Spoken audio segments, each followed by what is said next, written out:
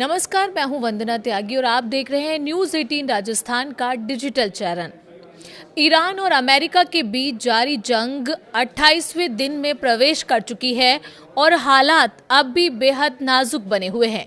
इस बीच एक बड़ा घटनाक्रम सामने आया है। अमेरिकी राष्ट्रपति डोनाल्ड ट्रंप ने ईरान के ऊर्जा ठिकानों पर संभावित हमलों को फिलहाल 10 दिन के लिए टाल दिया है। ट्रंप ने सोशल मीडिया प्लेटफॉर्म पर यह ऐलान करते हुए कहा कि ये फैसला बातचीत को आगे बढ़ाने के लिए लिया गया है। अब हमलों की नई डेडलाइन 6 अप्रैल 2026 रात 8 बजे तय की गई है।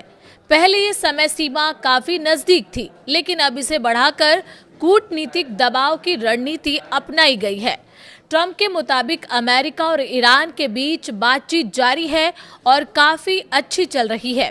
हालांकि जमीन पर हालात कुछ और ही कहानी बयां कर रहे हैं।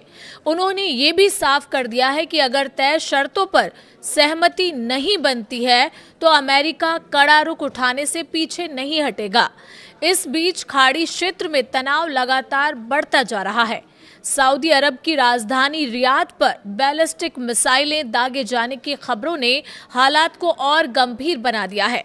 एयर डिफेंस सिस्टम ने कुछ मिसाइलों को हवा में ही नष्ट कर दिया, जिससे बड़ा नुकसान टल गया, लेकिन खतरा बरकरार है। वहीं होर्मुज जलडमरू मध्य के बाद अब बाब अल मंदेब भी नया टेंशन पॉइंट बनता दिख रहा है। ये समुद्री रास्ता यूरोप और एशिया के बीच व्यापार की लाइफलाइन माना जाता है।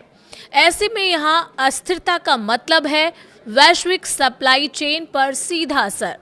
ईरान के अंदर भी हालात सख्त होते जा रहे हैं। इस्फहान में 15 लोगों की गिरफ्तारी हुई है, जिन पर संवेदनशील जानकारी लीक करने का आरोप है। साथ ही देश में इंटरनेट लगभग ठप हो चुका है, जिससे आम लोगों की आवाज दबती नजर आ रही है।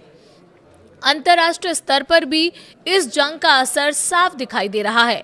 जापान ऊर्जा संकट से निपटने के लिए कोयला संयंत्र दोबारा शुरू करने की तैयारी कर रहा है, जबकि वियतनाम ने तेल पर टैक्स घटाकर अपने नागरिकों को राहत देने की कोशिश की है। संयुक्त राष्ट्र सुरक्षा परिषद भी इस मुद्दे पर बंद कमरे में अहम बैठक कर रहा है, जहां वैश्विक शक्तियां आगे की रणनीति पर विचार करेंगी।